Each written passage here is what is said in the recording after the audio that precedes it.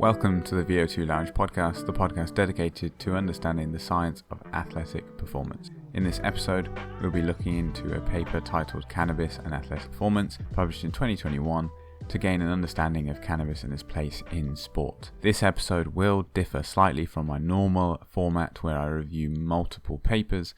In this episode, we're going to be focusing on this singular review paper because I think it highlights well all the information currently available on cannabis and athletic performance, but it also highlights the fact that simply it's not particularly clear and there is much more work to be done before a clear understanding can truly be gained. We all know that cannabis is widely used for both recreational and medical purposes on a global scale.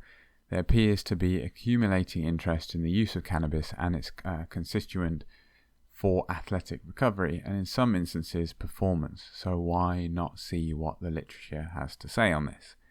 The purpose of this review paper in particular is to critically evaluate the literature describing the effects of whole cannabis, so THC and CBD, on athletic performance and recovery. The authors state that while investigations of whole cannabis and THC have generally shown either null or detrimental effects on exercise performance in strength and aerobic type activities, studies of sufficient rigor and validity to conclusively declare ergogenic or ergolytic potential in athletes are currently lacking. The ability of cannabis and THC to result in cardiovascular homeostasis warrants further investigation regarding the mechanisms by which performance may be affected across different exercise modalities and energetic demands. In contrast to cannabis, and THC and CBD has largely been scrutinized for its potential to aid in recovery. The beneficial effects of CBD on sleep quality, pain, and mild traumatic brain injury may be of particular interest to certain athletes. And now this introduction summarizes really everything that there is to some extent on why you would be using cannabis. I'd like to note that I thought the podcast space might be saturated with podcast episodes on this topic, given its prevalence in the news at some times, with different athletes getting caught, but the only episode I found was by a pod titled Cannabis Connoisseur.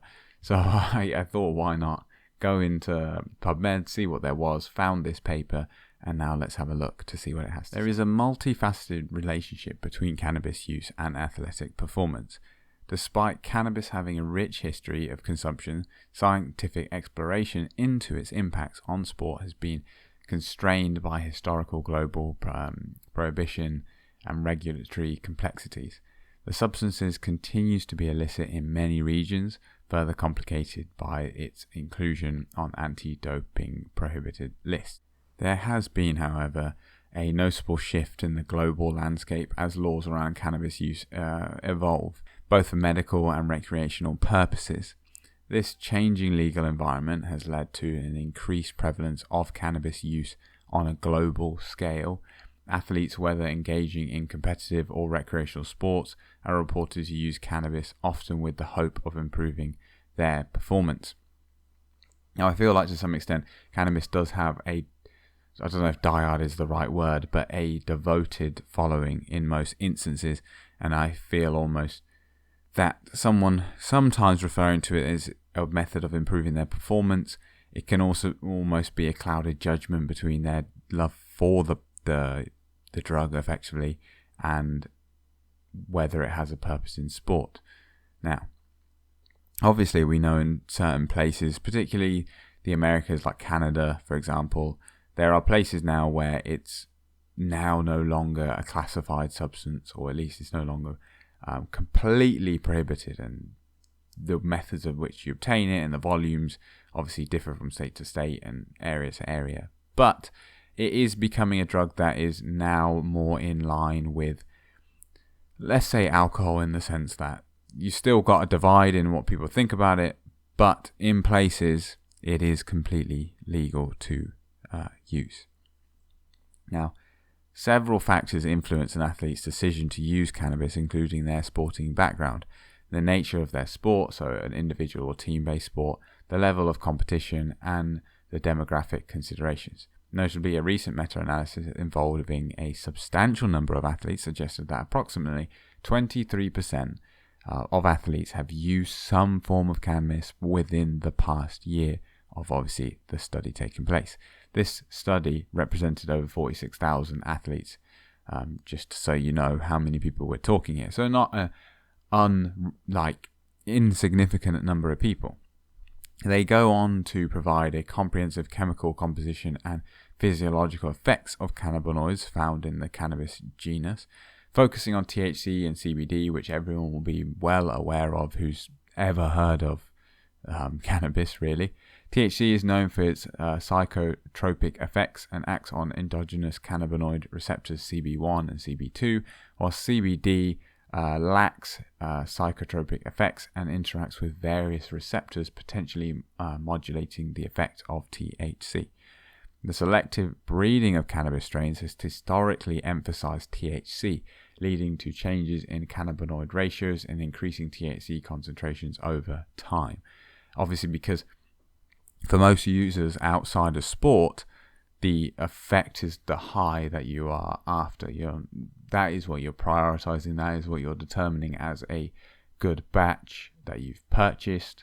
So it would make sense to grow strands with that as your end goal.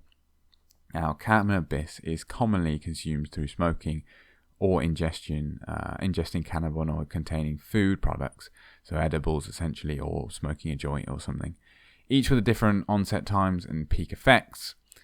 Anyone who's used either form will understand that the resulting high or effect of cannabis is very different depending on the way it has been ingested. This, I think, is important to note that we'll come back to later in the episode, but has been one of my points against using it, at least in its burn and smoke form, or at least burnt and smoke form. As surely inhaling smoke of any description is going to be detrimental to ventilatory capacity, and especially when we're talking endurance sports, maybe if you're doing a purely strength, like Olympic weightlifting, then maybe the detriment to lung function is not an issue for you. But maybe even it will affect how you recover between sets. But we go on.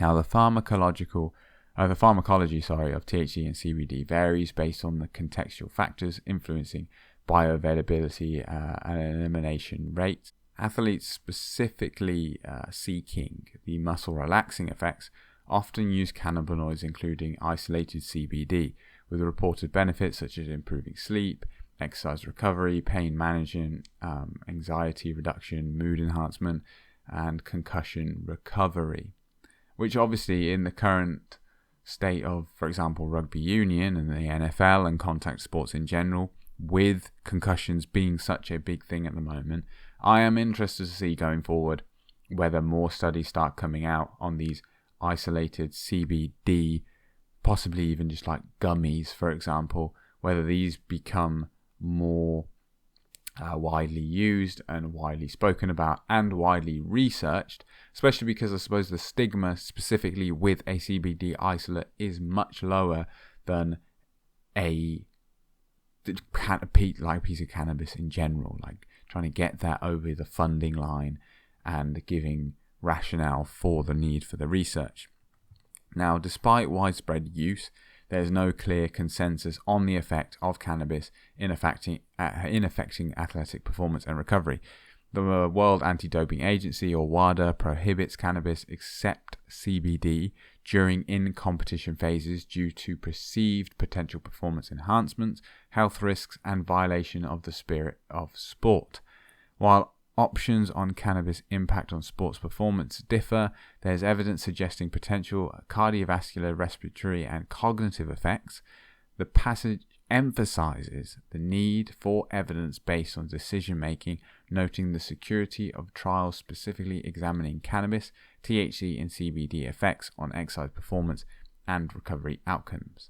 Now, considerations for potential adverse health effects such as serious cardiovascular events are discussed, particularly regarding to THC's impact on motor control and decision making. The review primarily focuses on the psychological effects of cannabis, THC and CBD in the context of sports performance, with CBD discussed independently due to its distinct physiological and psychological effects. The passage underlines the importance for further research to advance empirical understanding of the realm of sports performance. Now, I think really as we go through this, it will become more clear that it doesn't look like there's any real evidence or real belief really that it's performance enhancing in the way that, say, for example, caffeine is performance enhancing, where you would take some CBD or THC before an event and the resulting effect would be an improved performance. It looks to be primarily in the recovery portion of performance enhancement, in allowing for better recovery and resulting in a greater training volume, resulting in a greater training adaptation, and resulting in a greater performance overall. Now let's move on to the juicy bit, being what are the effects on exercise performance. Now the paper highlights the historical inconsistencies and limited empirical data regarding the effects of cannabis use, particularly focusing on the active compound delta-9 trihydrocannabinol, THC basically. I thought I'd throw that in once just so people had heard it, and so if they ever hear it again, not thrown up as much, but my pronunciation is so abysmal that let's just stick to THC. Now, on human exercise performance specifically. Now, despite existing literature and reviews on the subject, varying conclusions have been drawn, ranging from presuming no benefit to suggesting potential advantages, all the way to suggesting that there is a performance reducing effect of using cannabis. Now, the severe lack of relevant new data in the past few decades, so this is from 2021 specifically, and the reliance on studies published 35 to 45 years ago contribute to the challenges in drawing definitive conclusions. Now, this is what I really found when I was trying to put something together, because I was a bit interested, saw some athletes got popped. I wanted to know whether there's anything around this. I'd also, some years ago now, but there were various athletes releasing supplements, specifically CBD supplements, and suggesting this was the next frontier. And at that time I couldn't find anything, still couldn't find much recent information, and then this one just popped up in as a review study, and so I thought I'd give it a go, have a little read through, and it seemed to be the most conclusive and in line with what I was finding myself. Now, changes in THC dosage, consumption methods, and recognition that timing of intake may influence physiological responses are important considerations. They underline really the need for critical review of existing work, recognition of acknowledged gaps, recognition of the knowledge gaps to gain a more specific understanding of the impact of cannabis and THC on human performance.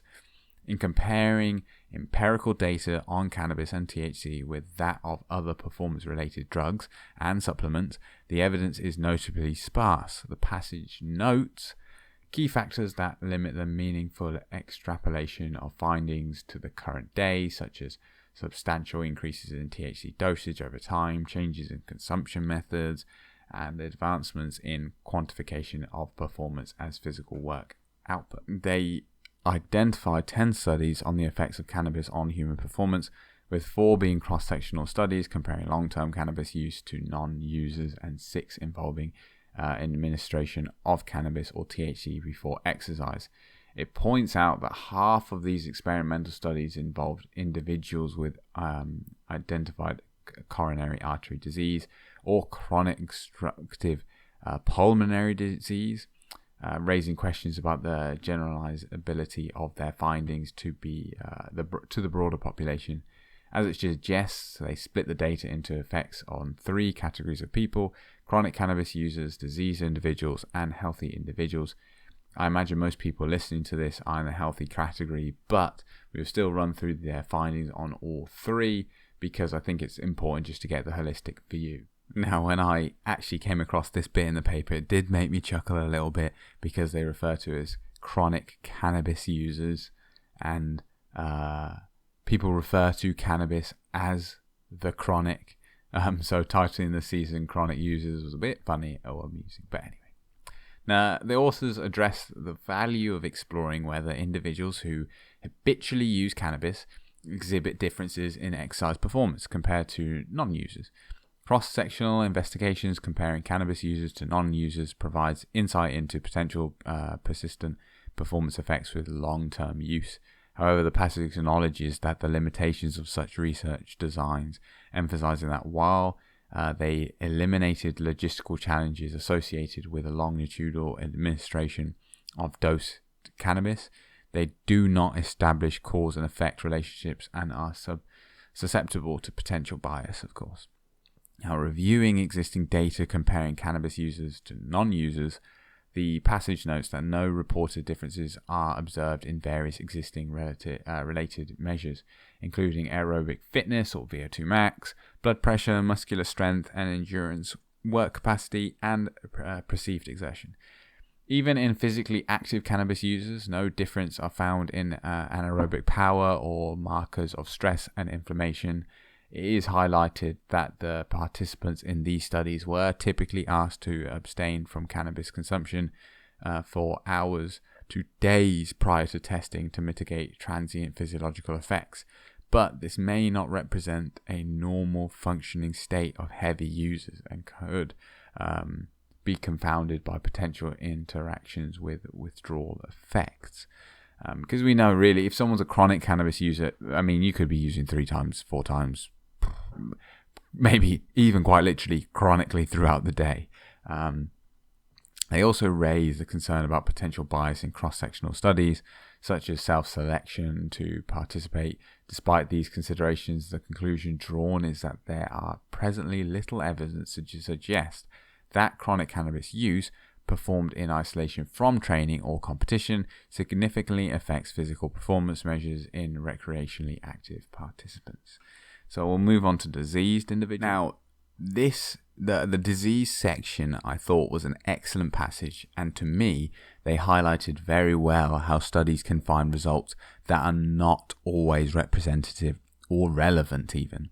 The first study of cannabis and exercise was performed in patients, 10 of which with significant coronary artery disease, which is a greater than 75% narrowing of the coronary artery, which is huge, really, when you think about it. But anyway, continue. With the onset of angina as the major end point, this is just chest pains as a result of reduced blood flow to the heart. Now, comparing exercise capacity after smoking cannabis or cigarette placebo, both groups demonstrate a decrease in time to exhaustion. This effect was greater with cannabis use, 48% versus 8.6%, possibly because of an increase in myocardial oxygen demand or rate pressure product. This is essentially what it says on the tin. Rate being heart rate, pressure being the arterial pressure is working against to determine the stress it's under and how energy or oxygen hungry it is. It is worth noting that according to the loading protocol described in the methods, even during the control condition, participants were capable of only 25 watts of power output. And just to top the segment off, less than either 25% or less of the test was performed at an increased workload of 50 watts. For comparison, the modern professional male cyclist can sustain approximately 500 watts for a similar duration of 120 seconds amidst hours of riding on consecutive days, highlighting the absurdity of using one population to predict the effects on another. Now, I'd go even further to say you could probably normalize this, because I assume these individuals doing 25 watts probably weigh quite a bit, right? Maybe they're like 80 kilos, 80 to 100 kilos. Whereas these professional cyclists doing, 500 watts is quite modest, really.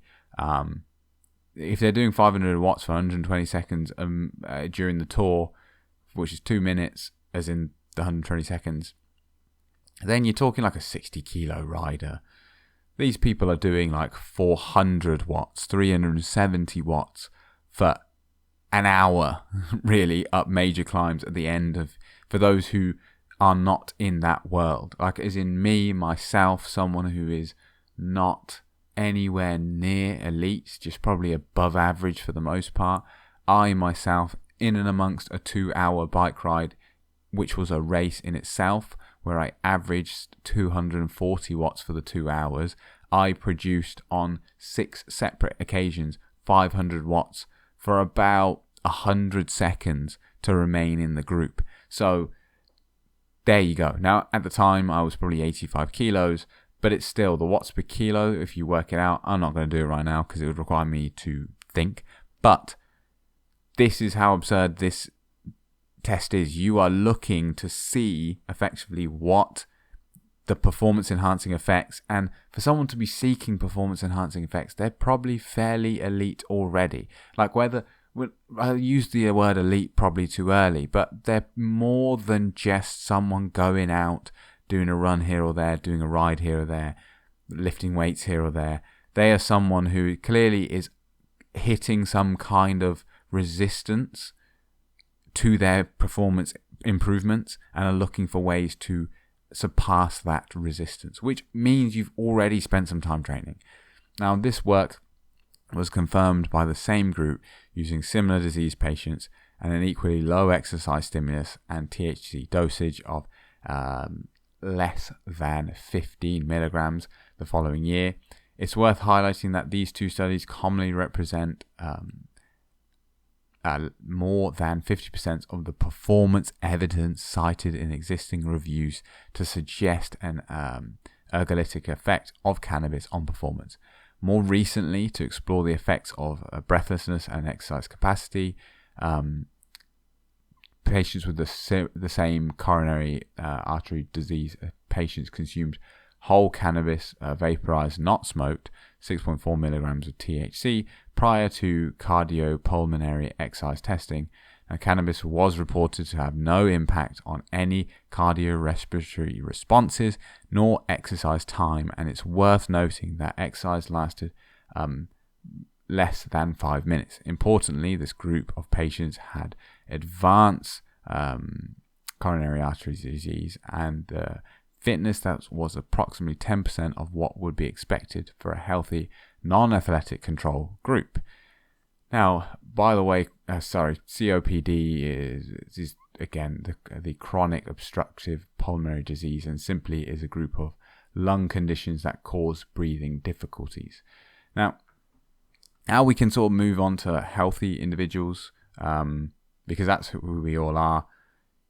It's still not going to be representative of someone who is at the top end of their performance capability, whether that's you're still not at your genetic potential, but you're just at your, let's say, potential within the constraints of your life, whether it means you're only training 5 hours a week or 10 hours a week rather than 20 hours a week, or if it's in the gym, you're training 2 days a week rather than 5 or 6, essentially within your performance envelope available to you.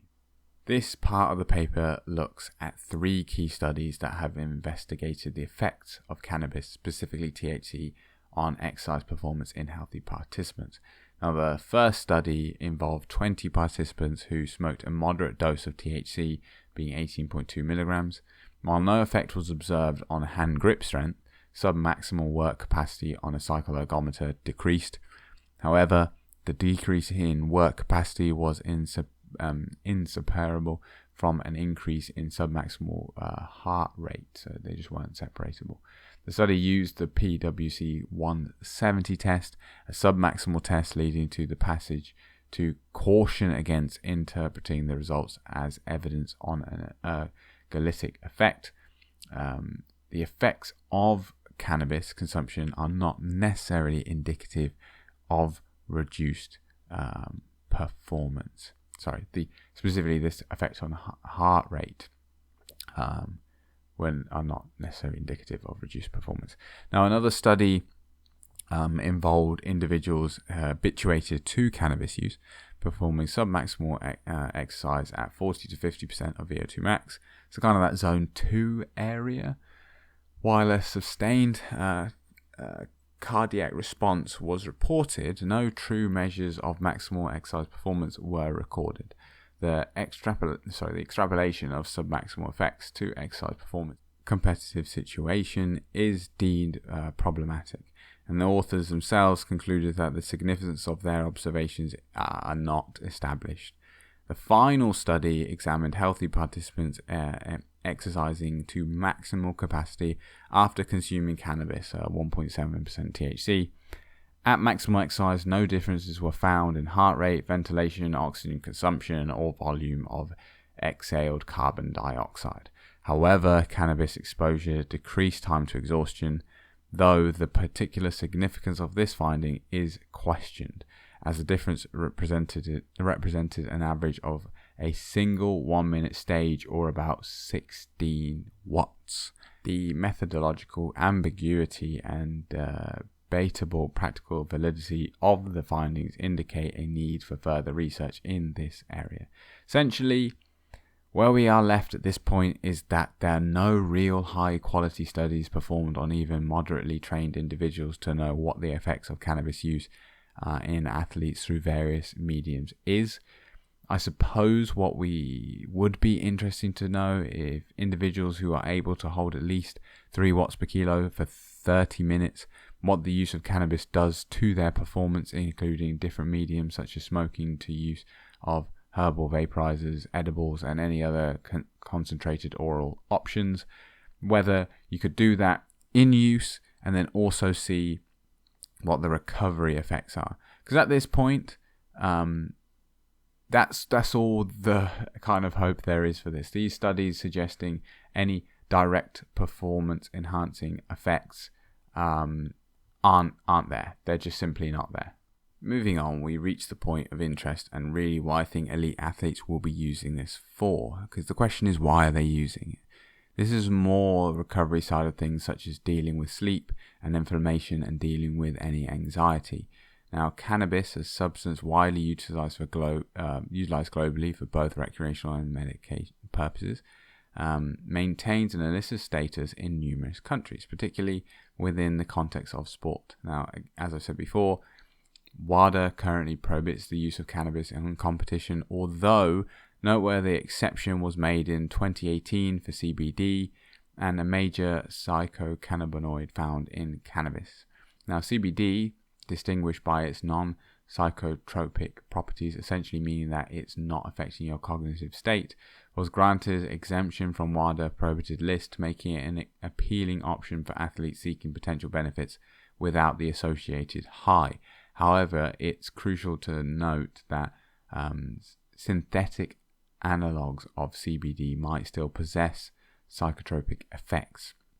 Now, the regulatory landscape surrounding psychocannabinoid derivatives from cannabis varies among different sporting government bodies, and WADA, while CBD is explicitly legal, all the psychocannabinoid derivatives are generally prohibited with the exception of THC. THC is considered a threshold substance with concentrations exceeding 150 nanograms per milliliter in urine, resulting in an anti-doping rule violation.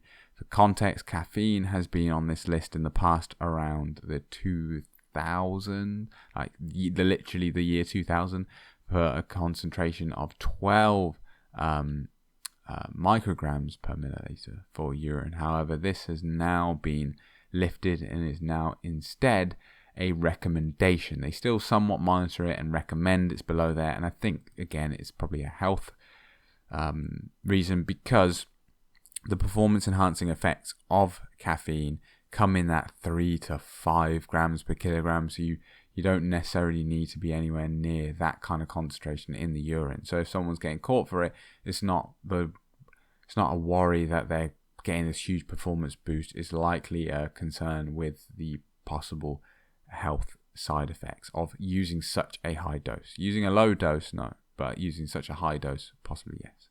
Now, navigating the legal status of CBD and further complicated by legislative intricacies, emphasizing the importance for athletes to be aware of specific country and state regulations before considering CBD use in sport. Despite this complexity, there's been a substantial increase in interest and supplementation of CBD in athletic populations, driven by its reported positive effects on performance and recovery. So really, we move on to sleep and anxiety. Adequate sleep is widely recognized as a crucial component of the recovery process for athletes, as highlighted in various reviews. Despite this acknowledgement, professional athletes often report suboptimal sleep, both in terms of quantity and quality. Now, various factors can contribute to sleep disturbances in athletes, ranging from pre-game supplementation, competition timing, to the effects of long-haul travel and anxiety related to the competitive events. In response to these challenges, athletes commonly turn to supplements, including CBD, with the goal of improving sleep efficiency and providing anxiety-reducing effects. However, the evidence supporting these effects is primarily derived from clinical research rather than studies conducted within elite cohorts. Studies on the potential positive effects of CBD on sleep have predominantly focused on populations with specific health conditions such as Parkinson's disease and post-traumatic stress disorders. Randomized controlled trials in human participants are limited, but notable findings include a study which reported a significant increase in sleep duration with CBD supplementation. Specifically, this was with 160 milligrams in individuals experiencing difficulties in both sleep onset and quality. It's important to note that these conclusions were based on perceived or subjective measures, not measurements from any sort of scopes, for example. Notably, participants in the study were healthy and not experiencing reported sleep disturbances.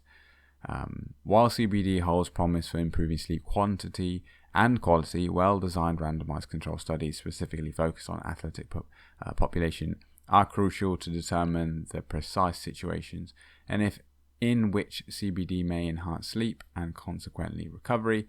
The existing evidence highlights the need for further research to establish the potential benefits of CBD in the context of athlete sleep patterns and recovery. Now, from this, at first I was like, oh great, look, if you're having bad sleep, maybe it's something to try.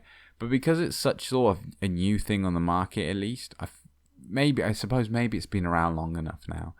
But I'd be interested to see some of these get batch tested, and I'd be interested to know if anyone knows of any supplement companies who batch test their product and whether what it says on the tin is actually in that supplement, both for contaminants and for the actual milligram dosage of the supplement itself. Now, pain, inflammation, and muscle function are another common utilization for individuals. When it comes to rigorous and athletic training, especially during intense competitions and grueling workouts, athletes often face exercise-induced muscle damage, or EIMD. Seeking an effective pain management and recovery solutions may turn to non-steroidal anti-inflammatory drugs, or NSAIDs, or even opiates. However, the prolonged use of NSAIDs not only hampers the body's adaptive responses, but can also lead to adverse long-term health effects. So essentially, it's something you would use in competition where you're not looking to adapt, you're looking purely to recover. In the realm of elite rugby, a notable 26% of players have been either experimented or are currently using CBD supplements, despite limited evidence supporting their efficacy. Surprisingly, a significant, being 80% of rugby players cite pain management as their primary motivation for using CBD, even in the absence of robust evidence base. And I can really believe this because the rugby environment, because of the nature of the contact sport, there is a brotherness or a kinship between players, and if someone uses it and reports any kind of improvement, then you know full well that most of those players are going to be purchasing the supplement and trying it for themselves. And then there's just simply the placebo effect, and whether then they all start feeling it, and does it really matter at that point? well, I suppose if there's anything else in it, and yeah, it could be detrimental to health, but I think that's where this is essentially coming from, at least in the rugby sphere. The interaction of CBD with enzymes like CYP3A4 and CYP219 raise concerns about the potential drug interactions, like drug-to-drug interactions, adding an additional layer of complexity to its use. Despite the widespread adoption of CBD for pain relief among rugby players, only a modest 14% reported experiencing any discernible benefits. The discrepancies may be attributed to the variations in CBD dose, with higher amounts potentially required for substantial anti-inflammatory effects. However, high dose also come with risks of adverse effects, particularly gastrointestinal and neurological issues, especially for individuals with pre-existing gastrointestinal conditions. When it comes to CBD's role in strength training, research is limited and existing studies yield really non-conclusive results. One study found that 150 milligrams a day of oral CBD had no discernible effects on muscle function or perceived soreness in untrained males followed by muscle damaging protocol, essentially lifting weights. Another study available as a conference abstract suggested that CBD supplementation of 60 milligrams a day attenuated acute increases in creatine kinase after resistance exercise, but also resulted in a reduced strength while within 24 hours.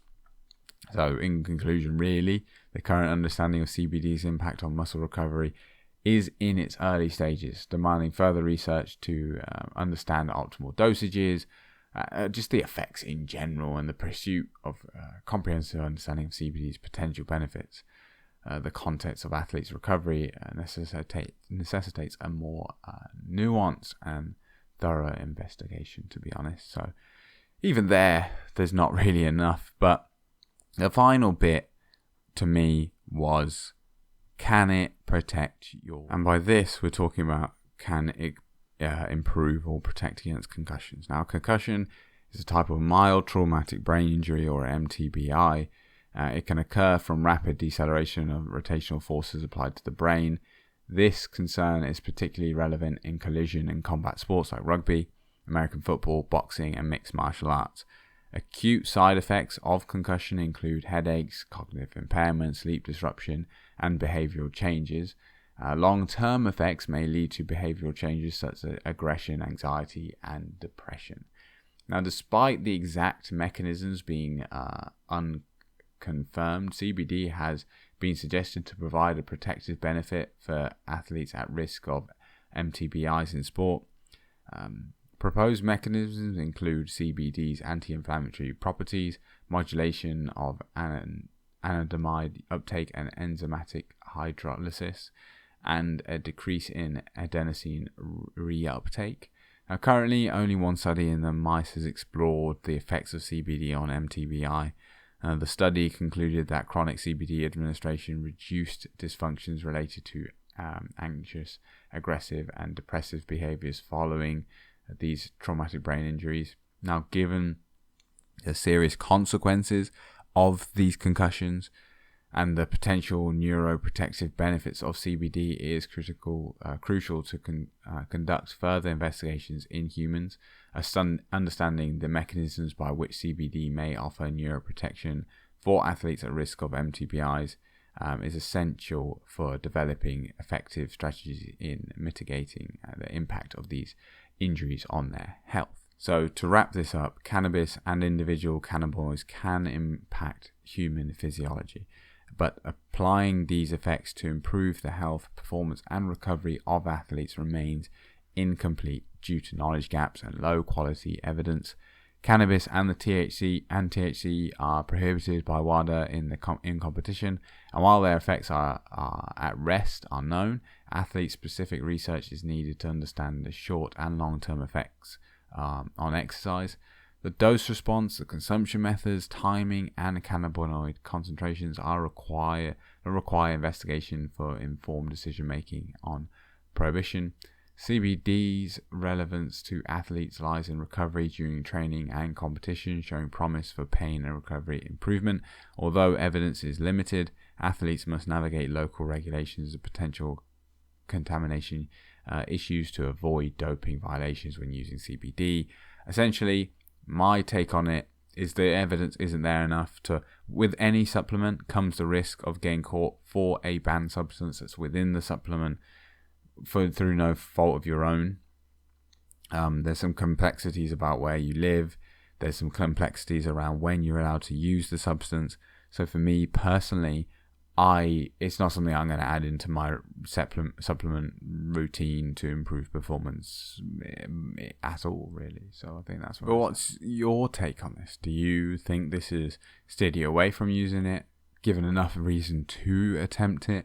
Are you a non-elite and therefore not worried about getting caught for anti-doping and just want something that may improve your just overall performance and recovery? Let me know by either emailing the VO2 Lounge or joining the Discord server and putting comments in relation to this episode. For more content like this, explore my previous episodes and consider following, rating and sharing the podcast. Share your thoughts or suggest future topics at the VO2Lounge@gmail.com or in the VO2 Lounge Discord server. Links all down below. Thank you for tuning in, and until next time, it's goodbye.